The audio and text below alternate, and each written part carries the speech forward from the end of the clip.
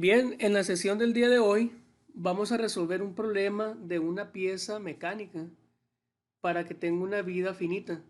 El planteamiento del problema dice lo siguiente: para una estructura en un sistema de automatización industrial, una viga de 30 pulgadas de largo, como se ve en la figura, se le aplican cargas en dos puntos. La carga F1 de 1800 libras se aplica de manera permanente, mientras que la carga F2 de 1800 libras se aplica de forma repetida. Si la viga es de acero A500 grado B y el PTR, sus dimensiones son de 2 por 2, calibre o espesor 1/4, para esas condiciones hay que determinar la vida útil de la viga. El problema dice que tenemos una viga y esa viga es un PTR de 2 por 2 con un espesor de 1/4. La longitud total de esta viga son 30 pulgadas. Y en el punto B tenemos una fuerza 1, el cual es constante. Entonces, si yo tengo aquí una fuerza y graficamos esta fuerza 1 en función del tiempo, yo voy a tener que el valor de esta fuerza es de 1800 libras. Y esta fuerza va a ser constante. Por lo tanto, si yo grafico esta fuerza, va a tener un solo valor a través del tiempo. ¿Ok? Pero me dice que en el punto C tenemos otra fuerza, 2, y esta fuerza a través del tiempo va a tener un comportamiento repetido. Repetido, ¿qué quiere decir? Que yo voy a tener una fuerza de 1800 libras que se va a estar aplicando a la viga de forma permanente. Entonces, esta fuerza 2 va a oscilar su aplicación a esta viga desde un valor 0 hasta un valor de 1800. Y ya sabemos que la forma más básica en que una fuerza puede oscilar provocando fatiga es que esta fuerza tenga un comportamiento senoidal o cosenoidal. Por lo tanto, yo voy a tener aquí una fuerza máxima. Y esta fuerza máxima, su valor es 1800 libras. Y voy a tener una fuerza mínima donde su valor es 0. En otras palabras, van a haber momentos en que esta viga va a sufrir una fuerza en B de 1800 y una fuerza en C de 0. Y va a haber momentos donde esta viga va a sufrir fuerza en B de 1800 y fuerza en C también de 1800. Hasta aquí vamos todos en la misma línea. Sí, profe. Sí, profe, una pregunta. ¿Por qué Mande. no el esfuerzo que ya tienen constante de 1800 no se le suma la fuerza que se va a generar senoidal? Que su punto máximo sea la suma de los 1800 más el punto máximo de la senoidal. No, fíjense, yo tengo dos fuerzas que están aplicadas en diferentes puntos. Y esas fuerzas son independientes una de la otra. Entonces, como les digo, va a haber momentos en que esta fuerza se aplique con 1800 hacia abajo y en el punto C no haya fuerza. Su valor es 0. Y van a haber momentos donde en el punto B voy a tener 1800 hacia abajo y en el punto C 1800 hacia abajo. Entonces yo por ningún momento o por ningún motivo voy a aplicar 1800 en el punto B más 1800 en el mismo punto, porque son fuerzas que se están aplicando en diferentes puntos. Entonces yo no puedo sumar eso. Por eso es importante entender el problema. Por eso dice, en B tengo una fuerza constante de 1800. Entonces, si yo grafico esta fuerza en función del tiempo, entonces va a ser una línea recta. Su valor no se va a modificar. Pero nos dice que la fuerza 2 sí va a oscilar. Y va a oscilar entre dos valores, entre 0 y entre 1800. Entonces, al tiempo 0, yo tengo una fuerza en 1 de 1800 y en 2 de 0. Entonces, esa va a ser la condición menos crítica del problema. Va a tener la viga una fuerza en 1 de 1800 y una fuerza en 2 de 0. Pero va a ocasionar que en otro momento, por ejemplo, al tiempo 10, yo tengo una fuerza máxima de 10 y una fuerza 1 de 1800. Entonces, esa va a ser la condición más crítica en el que esta viga va a estar sujeta a una fuerza. ¿Sí quedó más claro? Sí, profe. Sí, profe. Perfecto. Por lo tanto, yo aquí tengo que determinar, sí o sí, tengo que determinar 6 diagramas. 3 diagramas de cuerpo libre, de cortante y de momento para la fuerza máxima. Y 3 diagramas, uno de cuerpo libre, uno de cortante y otro de momento para la fuerza mínima. ¿Ok?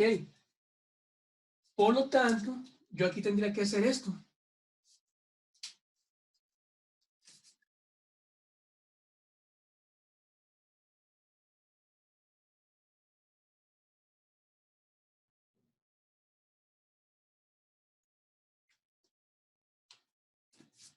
Diagrama de cuerpo libre.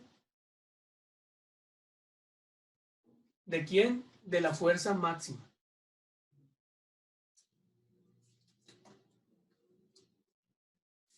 Si consideramos la fuerza máxima, entonces en C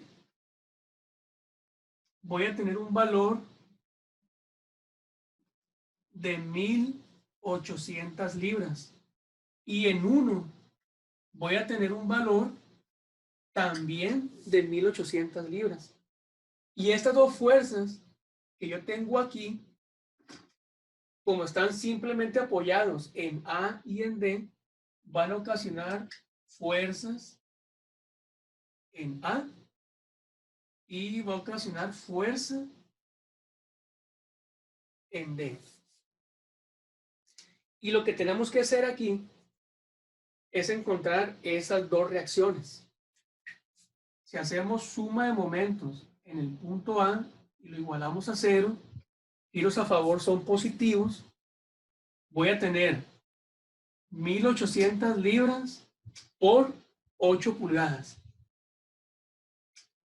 más 1800 libras por 8 más 4, 22 pulgadas, menos la reacción en el punto D por 30 pulgadas, y todo eso va a ser igual a 0.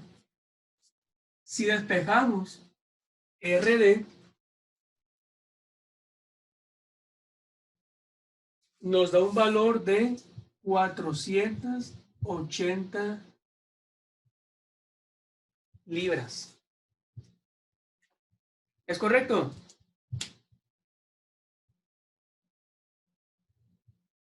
Sí. Sí, maestro.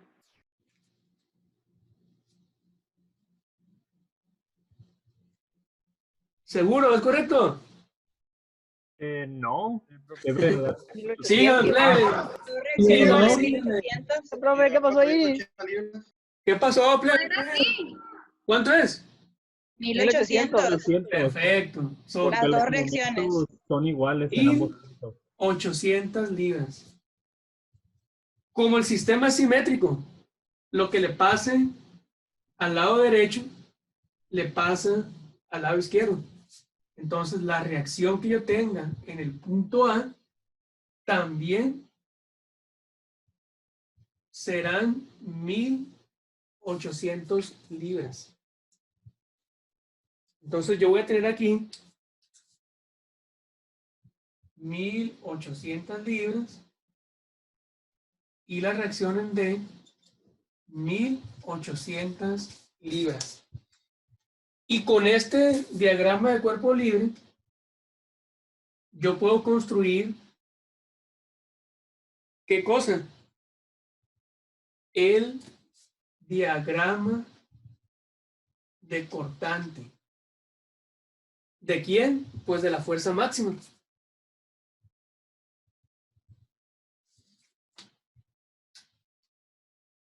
¿Cómo queda este diagrama? En A subimos 1800 libras. Entre A y B no hay ninguna fuerza. Llegamos al punto B y bajamos. ¿Cuánto? Bajamos 1800. Y llegamos al eje neutro, al eje cero. Entre B y C no hay ninguna fuerza. Entonces nos mantenemos constantes. En el punto C bajamos 1800 libras. Nos mantenemos constantes, llegamos al punto D y subimos y regresamos a cero. Y este para mí va a ser el diagrama de cortante. Y de este diagrama de cortante, yo voy a tener el diagrama de momento. ¿Cómo va a quedar este diagrama? Ocupamos conocer el valor de A1 positivo y el valor de A2 negativo. A1 va a ser igual a la altura, que son 1800 libras, y la base de esta área son 8 pulgadas. ¿Y eso cuánto nos da? 14.400 libras inches. 14.400 libras por pulgada. Y esta área 2 es negativa. Y el valor va a ser exactamente el mismo. ¿Ok? ¿Cómo va a quedar este diagrama? Como un trapecio. A es 0. Vamos a alcanzar el valor 0.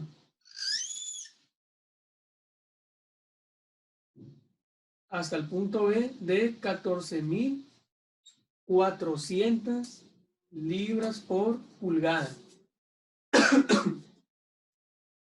Entre B y C no tenemos ningún momento. ¿Estamos de acuerdo? Por lo tanto, se va a mantener constante. Llegamos al punto C y entre C y D hay un cortante que nos va a generar este momento, que es negativo. Y esto hace que lleguemos una vez más a 0. Este diagrama que yo tengo aquí me está indicando que cualquier plano entre B y C va a ser el plano crítico, porque entre B y C tenemos el máximo valor de momento.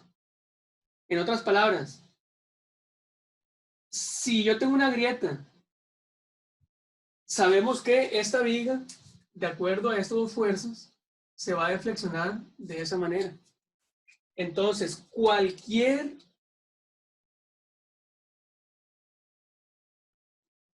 ¿cómo le podemos decir? Cualquier grieta que exista entre B y C, aquí no hay un solo punto. ¿Por qué? Porque tenemos toda esta sección con un momento máximo. Cosa que en el problema anterior, el momento máximo existía solamente en un punto de ese diagrama. Por eso decíamos en aquel entonces que si en ese punto, en la superficie inferior, había una grieta, ahí era crítico. Pero como el momento máximo de 14.400 está entre B y C, cualquier grieta que esté en la parte inferior entre el segmento BC va a ser crítico. Yo tengo que el esfuerzo, perdón, el momento máximo. ¿Por qué máximo? Porque quien lo provoca es la fuerza máxima. El momento máximo son 14.400 libras por pulgada.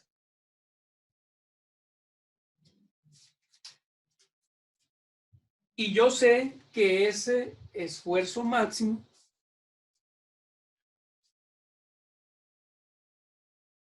de flexión máximo va a ser producto de este momento máximo por C entre I.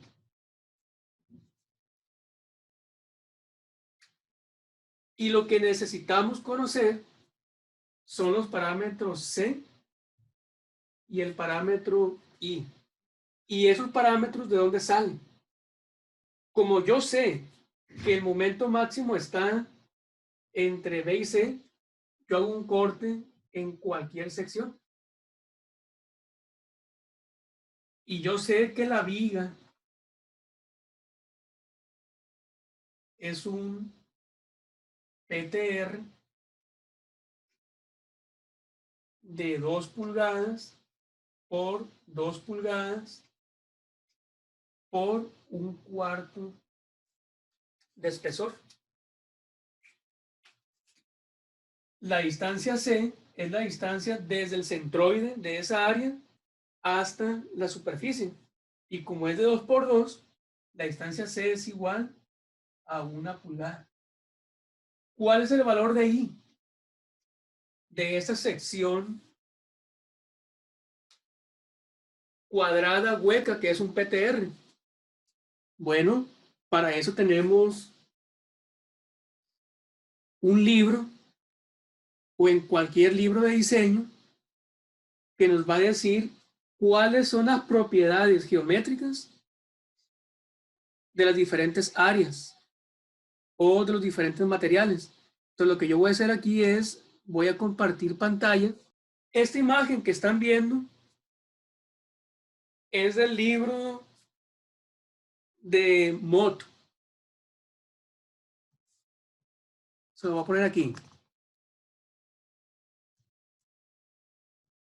Este es el libro que les pasé en su momento. Entonces, de este libro, yo saqué esa información. Se van a los apéndices. En este caso, el apéndice que yo utilicé está en la página 840. Aquí lo vamos a girar una vez más.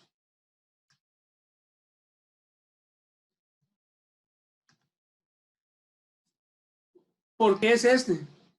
Si ustedes se dan cuenta, en la parte aquí de arriba, en la parte superior derecha, aquí tenemos una sección cuadrada hueca o una sección rectangular hueca, que en este caso es la forma de un PTR.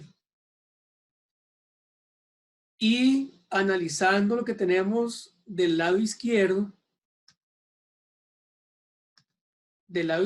aquí de esa tabla, aquí tenemos la forma. Entonces, aquí nos dice la dimensión de 8 pulgadas por 8 pulgadas por un espesor de media. Y de aquí hacia abajo va disminuyendo los tamaños de estas piezas comerciales.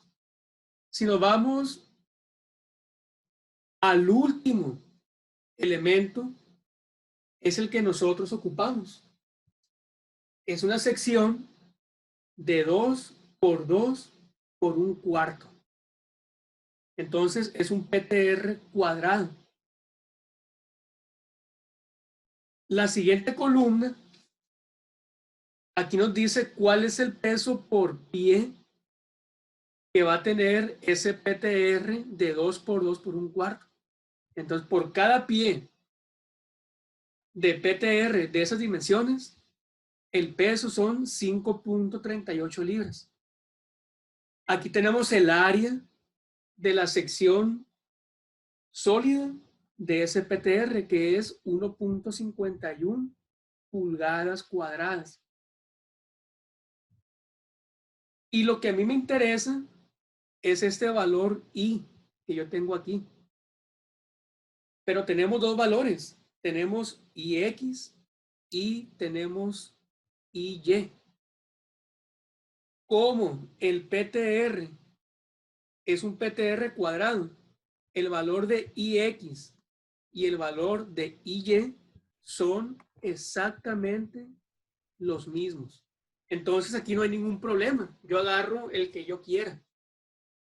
Donde va a haber problema es en los PTRs rectangulares.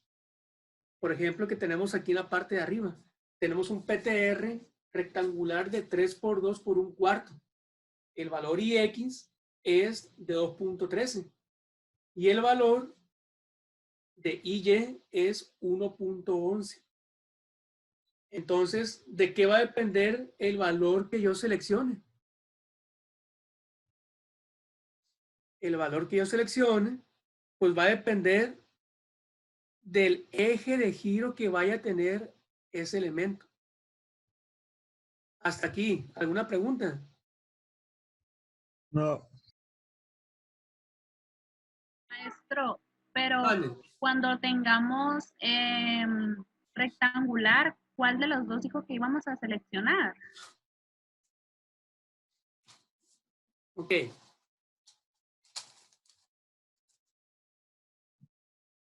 Voy a dejar de compartir pantalla.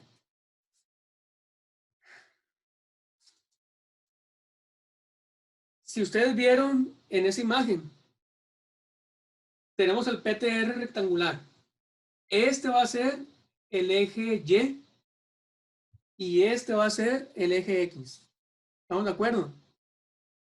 Si yo selecciono el IY, lo que indica es que ese PTR, que es rectangular, lo ponemos acostado, por llamarlo de alguna manera. Y cuando yo aplique la carga, la sección del PTR va a girar respecto al eje Y. ¿Ok? Pero si yo selecciono el eje X, estando la viga acostada, lo que realmente estoy diciendo con ese número es que ese PTR, en lugar de estar así, acostado, va a estar de pie. Y las cargas van en dirección hacia abajo.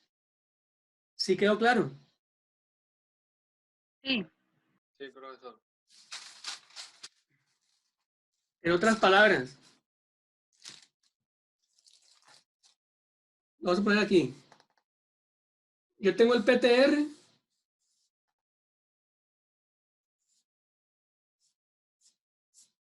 y la carga va hacia abajo. Este es el eje Y. ¿Ok? Entonces el valor de IY va a ser diferente si yo pongo el PTR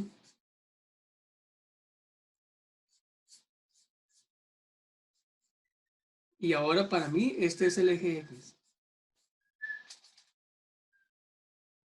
¿Ya quedó más claro? Sí, maestro. Perfecto. Ahí está. Compartimos pantalla. Y como es cuadrado, pues a mí me vale cuál de los dos agarre, porque es exactamente el mismo.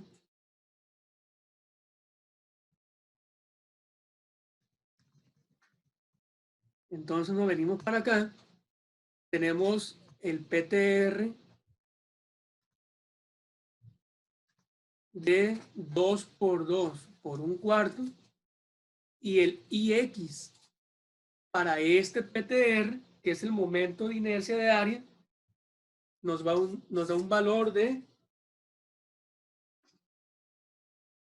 0.747 pulgadas a la cuarta. Dejamos de compartir pantalla y con esos valores voy a borrar aquí en la parte de arriba para calcular el esfuerzo.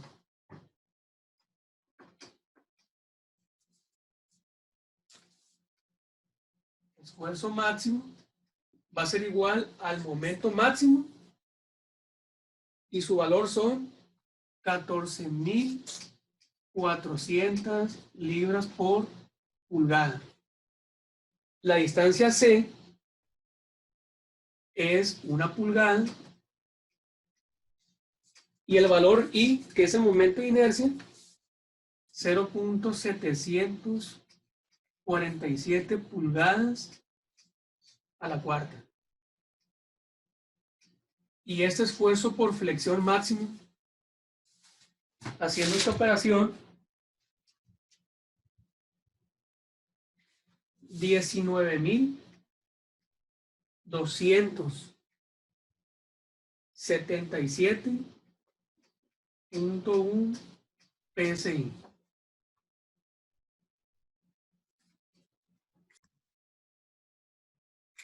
Lo que sigue es, con la condición de fuerza mínima, hay que encontrar diagrama de cuerpo libre, de cortante y de momento.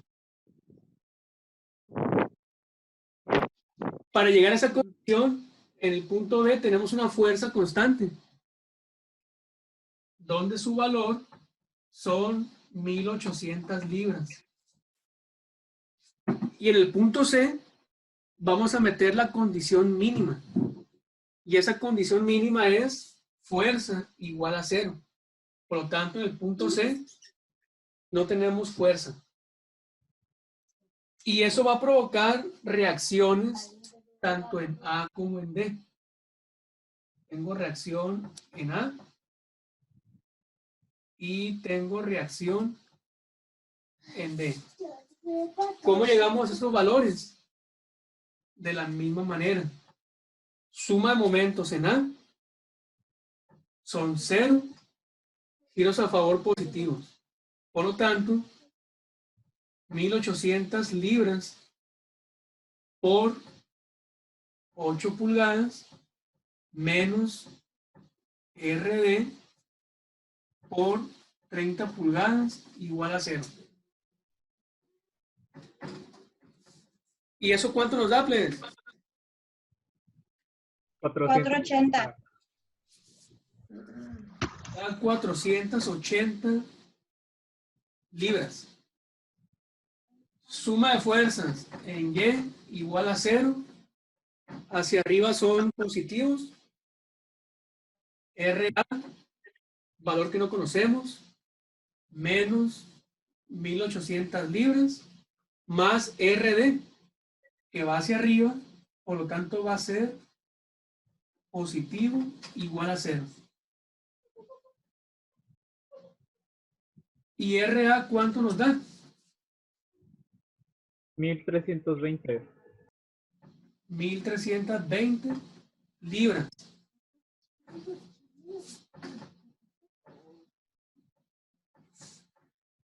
Y con esta información vamos a calcular diagrama de cortante.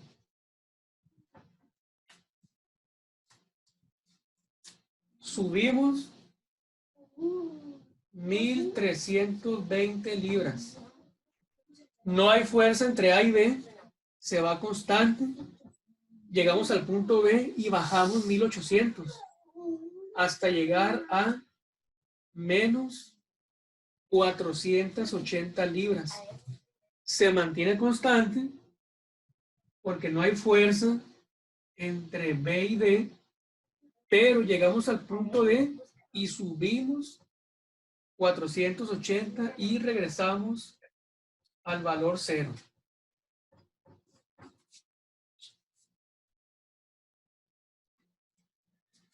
De este diagrama vamos a conocer el de momentos.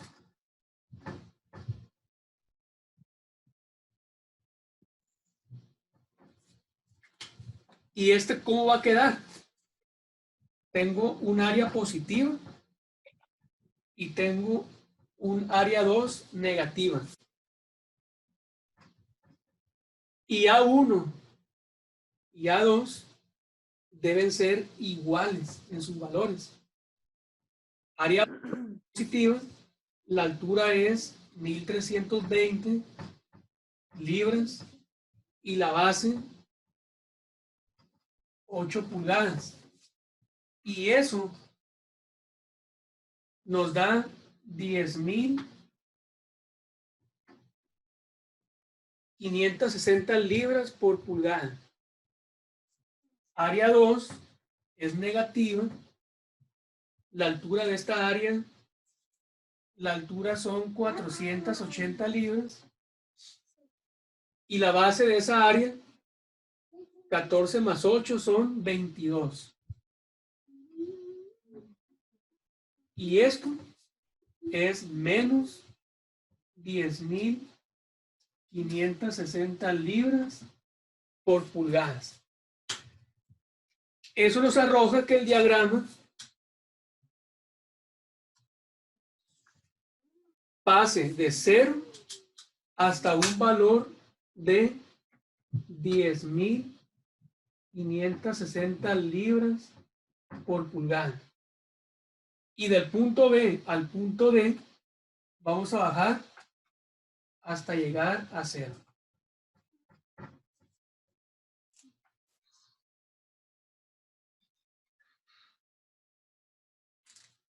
Eso nos arroja que este valor que yo tengo aquí, ese valor que yo tenga aquí, sea el momento mínimo. Vamos a borrar esta parte de aquí.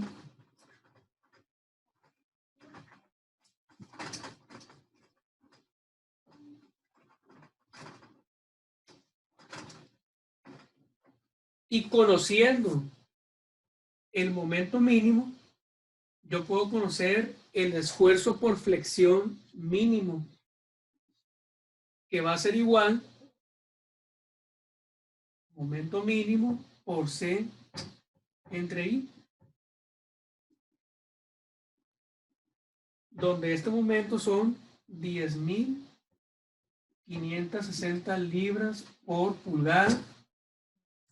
C y el valor de I, pues son exactamente los mismos a los que calculamos el esfuerzo máximo, que es 1 pulgada, el valor de C, y el valor de I, 0.747 pulgadas a la cuarta.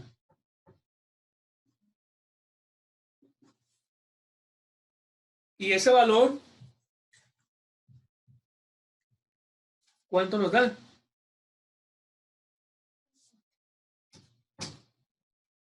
$14,136.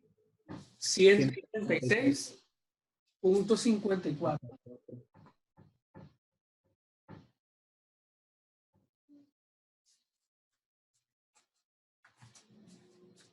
Y con esta información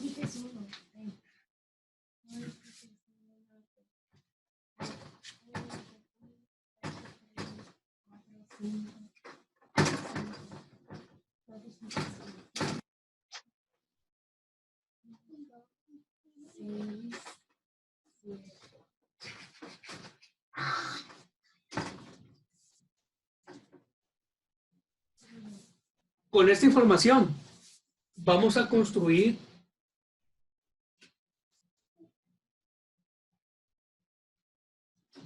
el historial de esfuerzos.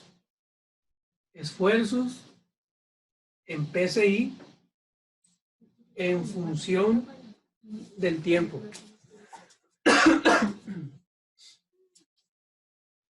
¿Cuál es el valor del esfuerzo máximo?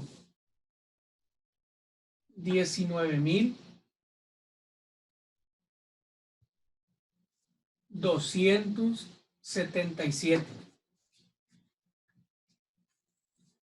¿Cuál va a ser el valor del esfuerzo mínimo?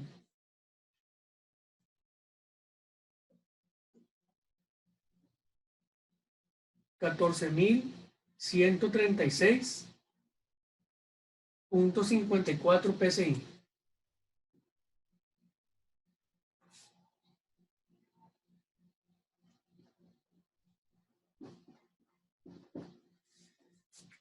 Y respecto a estos dos valores, los esfuerzos van a oscilar de forma senoidal o cosenoidal. El valor que está exactamente en la mitad es el esfuerzo medio y el valor del esfuerzo medio hasta el máximo o hasta el mínimo va a ser el alternante. Y esos dos valores son los que van dentro de la ecuación de Goodman. Y el esfuerzo medio va a ser igual a el esfuerzo máximo más el esfuerzo mínimo entre 2.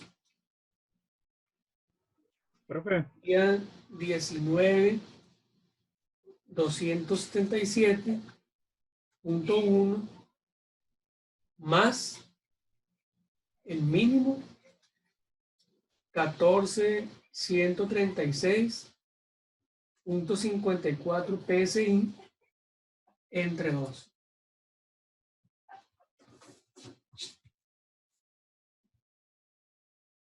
¿Cuánto nos dan?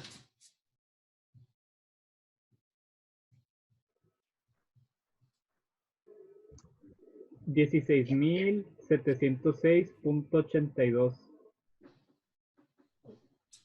PSI. Entonces, este valor sería esta distancia desde el eje temporal hasta la mitad de la onda senoidal. El esfuerzo alternante sería el máximo menos el mínimo entre 2. 19.277.1 menos 14.136.54 PSI entre 2.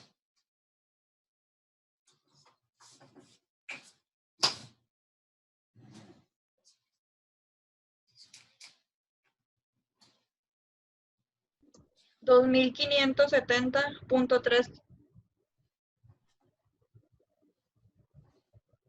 Punto 13. Punto 3. Punto 3. Punto 28.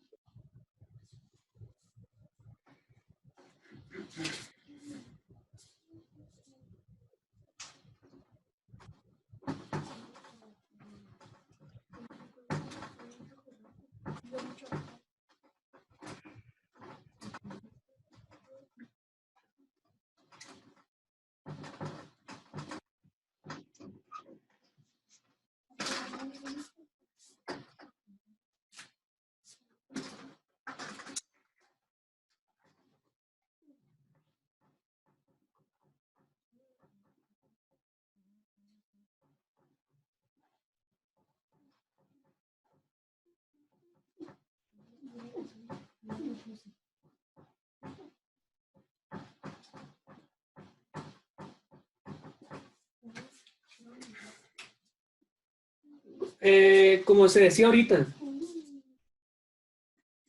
estos dos valores que encontramos a través de todo este proceso que hicimos fue para encontrar el alternante, donde su valor son 2.570, y tenemos el esfuerzo medio, donde su valor son 16.706. Para la sesión próxima, vamos a calcular el KF, vamos a calcular el SUT, pero aquí va a haber una variante. Este diseño que tenemos aquí, ¿qué es lo que nos piden? La vida útil ¿Qué del región está material. trabajando? Si es finita o infinita. Así es. Tenemos que determinar si bajo estas condiciones va a tener una vida infinita. Si el problema es vida infinita, la ecuación de Goodman, yo tendría que meter el valor de ese. Pero si yo me doy cuenta que esta pieza va a tener una vida finita, en lugar de poner en la ecuación de Goodman el SE, vamos a meter el SF. Y yo sé que el valor SF es igual a A por N elevado a la B.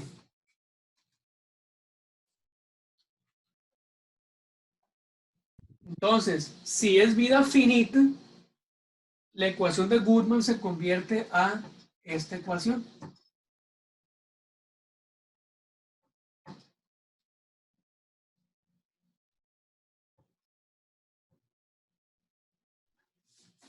¿Ok? Ya tenemos el alternante, tenemos el medio, y faltaría conocer o el SE o el SF. Y eso lo vamos a ver en la próxima sesión.